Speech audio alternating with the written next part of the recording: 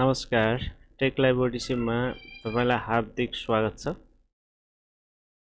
आजको भिडियोमा हामी माइक्रोसफ्ट पावर पोइन्ट यानीकि प्रेजेन्टेसन सिस्टमबाट योभन्दा अगाडि बैंकिङ तथा लोकसेवा आयोगले लिएका विभिन्न तह तथा समूह अन्तर्गतका परीक्षामा धेरै पटक सोधिएका तथा अबको परीक्षामा सोध्न सकिने सम्भावित multiple choice question set C अन्तर्गत 25 वटा क्वेशनलाई डिस्कस गर्नेछौँ। स्पेशली आजको यो भिडियो राष्ट्रिय वाणिज्य बैंक तह 4 अन्तर्गत प्रशासन तथा नगद समूहको तयारीमा लाग्नुभएका सर तथा म्याडमहरूका लागि धेरैभन्दा धेरै बेनिफिसियल रहेको छ। यसका साथै नेपाल राष्ट्र बैंक, नेपाल बैंक लिमिटेड, कृषि विकास बैंक लिमिटेड तथा लोक सेवा आयोग र शैक्षिक सेवा आयोगले लिइने विभिन्न तह तथा समूहका परीक्षार्थीका लागि पनि उत्तिकै महत्त्वपूर्ण रहेको छ। आउनुहोस् ढिलो नगरी आजको क्वेशनतिर लागौँ।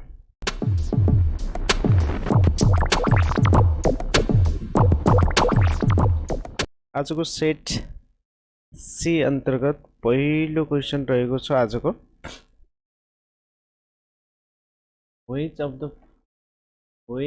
is not a slide transition type भनेर दिएको छ सीमा है। क्वेशन नम्बर 1 सी को 1 नम्बरमा दिएको छ। ट्रान्जिसन टाइप तल दिएको मध्ये कुन हैन भनेर दिएको छ। ए मा ब्लाइन्ड, बी मा स्वेल, सी मा विन्ड र डी मा फ्ल्याश। तो करेक्ट आन्सर हो फ्ल्याश, यानी कि यो चाहिँ होइन है, डी चाहिँ होइन। ओके, त्यस्तै प्रकारले क्वेशन नम्बर 2 मा दिएको छ which of the following is not part of slide design भन्दैछ। तल दिएको मध्ये स्लाइड डिजाइनको पार्ट कुन होइन भनेर सोधिरहेछ। ए मा स्लाइड लेआउट, बी मा डिजाइन टेम्प्लेट, सी मा कलर स्किम र डी मा एनिमेसन स्किम भनेर दिएको छ। यसको करेक्ट आन्सर हो option number is the right answer है, animation is this is the right answer। त्यस्तै प्रकारले अर्को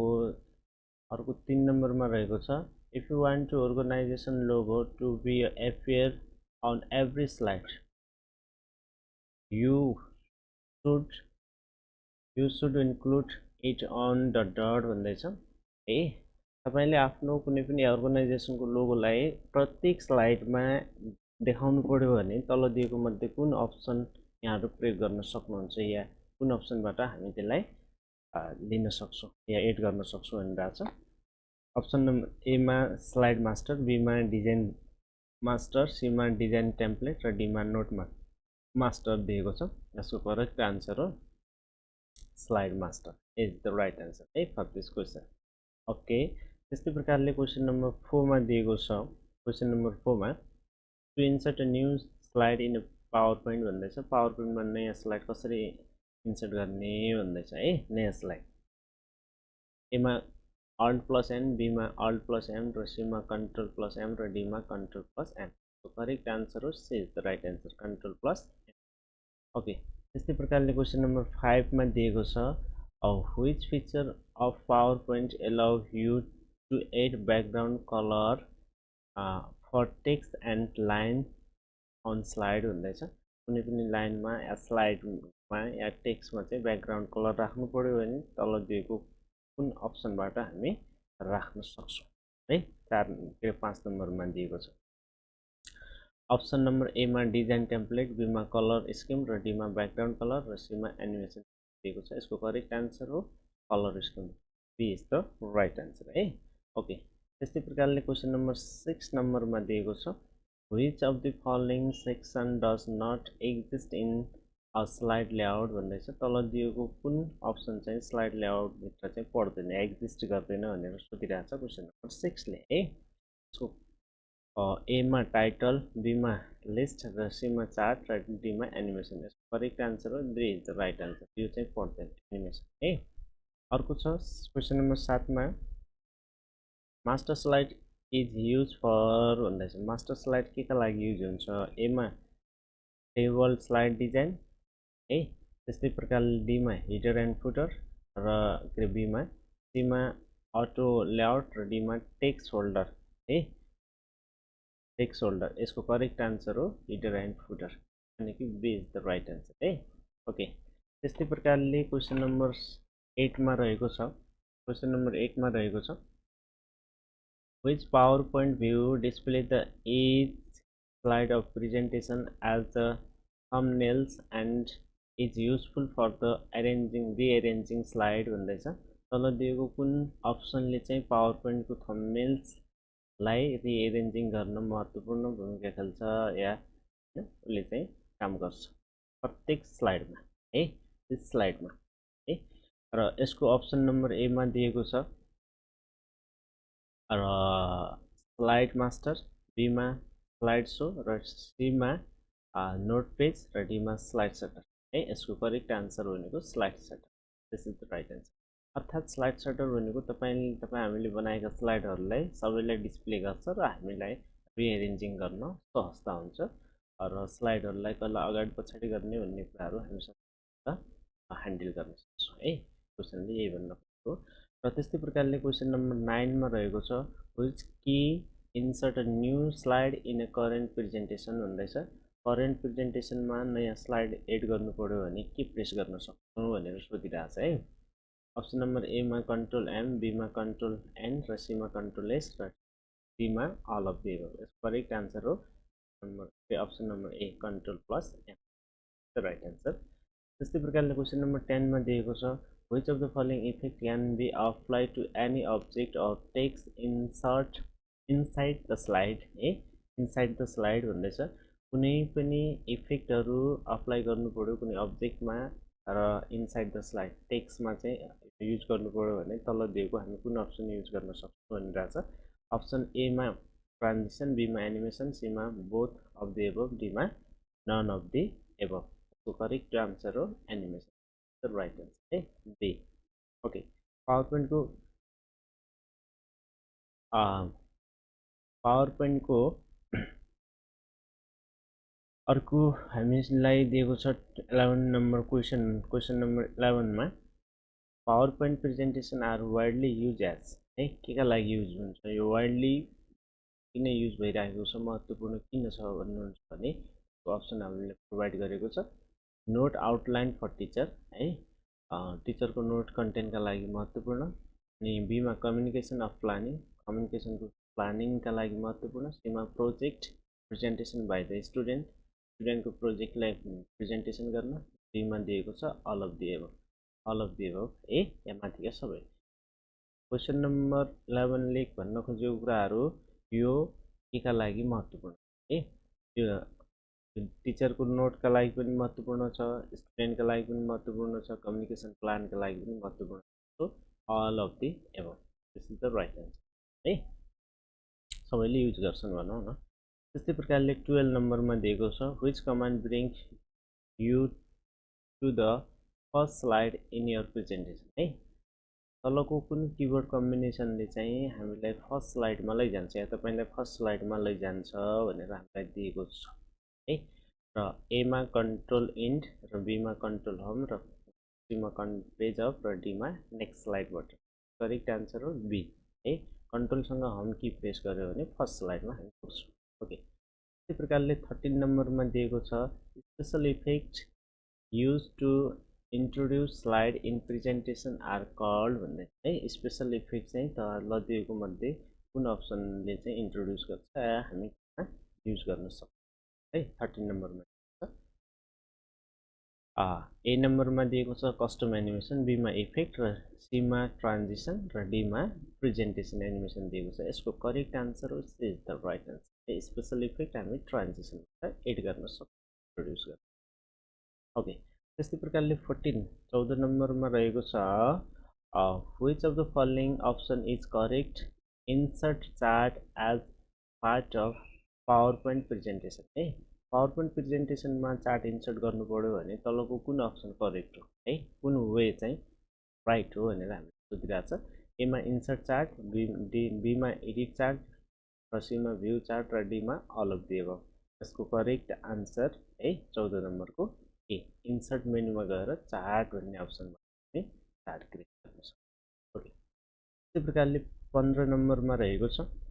what PowerPoint feature will you use to apply motion effect to the different object of a slide है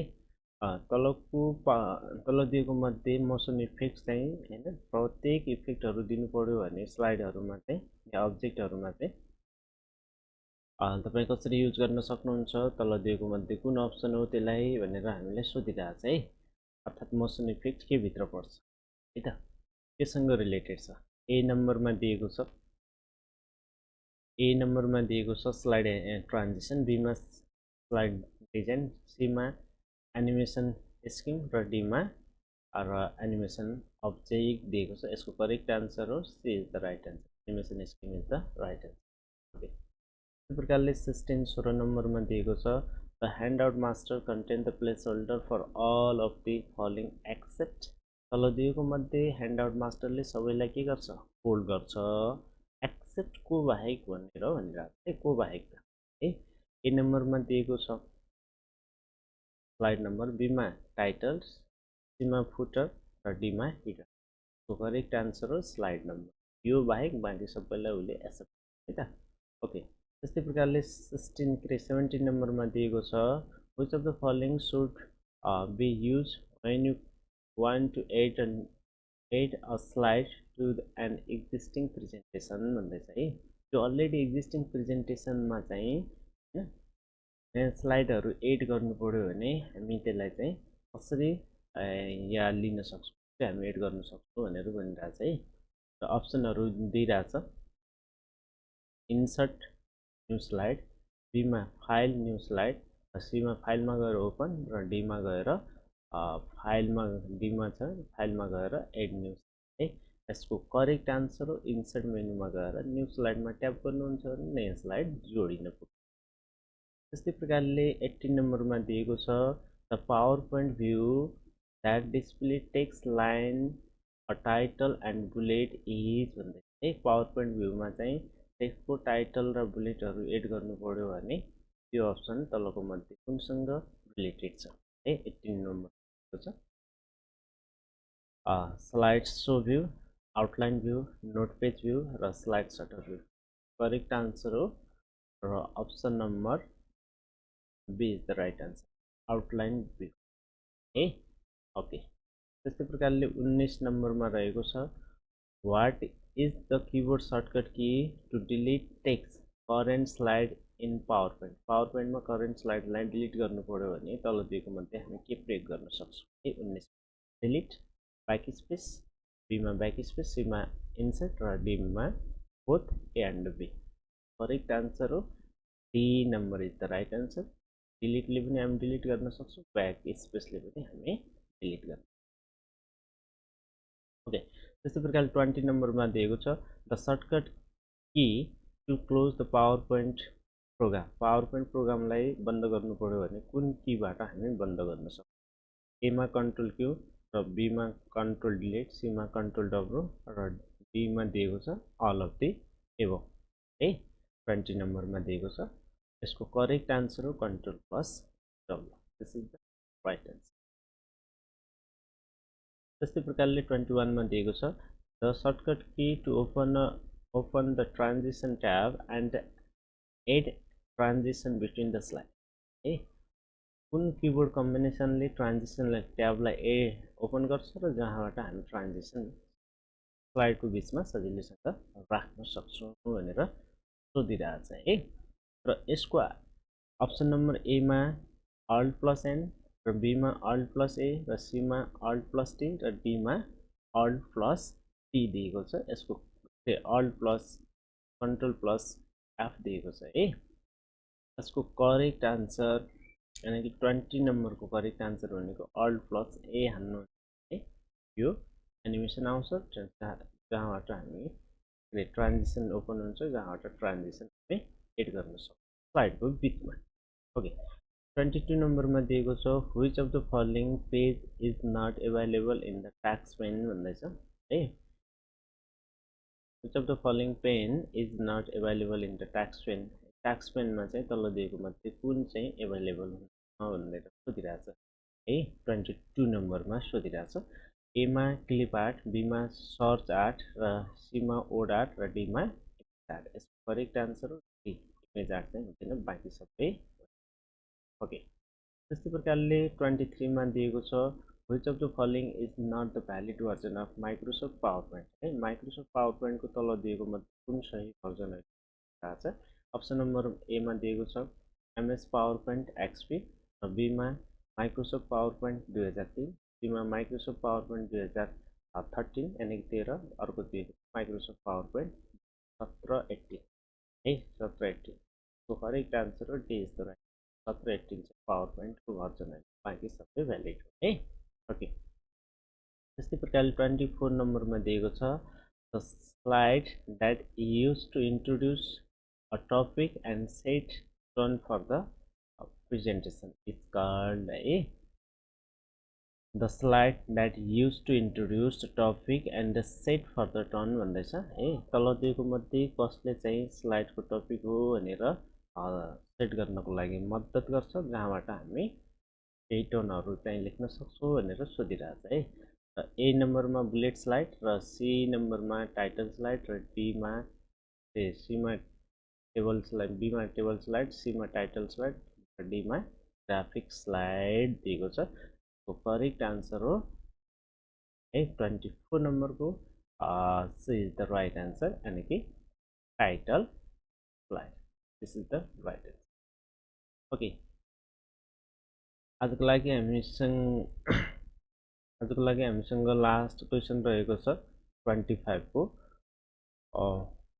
what is the default PowerPoint standard layout mode भन्दैछ। पावरपोइन्टको default standard मोड चाहिँ तल दिएको कुन हुन्छ भनेर हामीलाई दिएको छ है। अप्सन एमा ब्ल्याङ्क स्लाइड,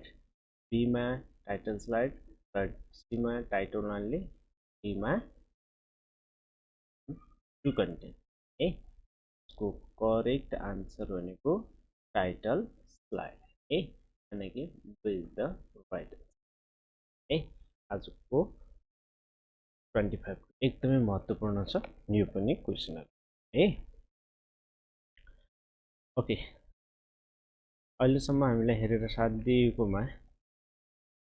स्पेसली तपाईलाई विशेष धन्यवाद। अब हाम्रो भेट नेक्स्ट भिडियोको प्रश्न उत्तर सेसनमा रहनेछ।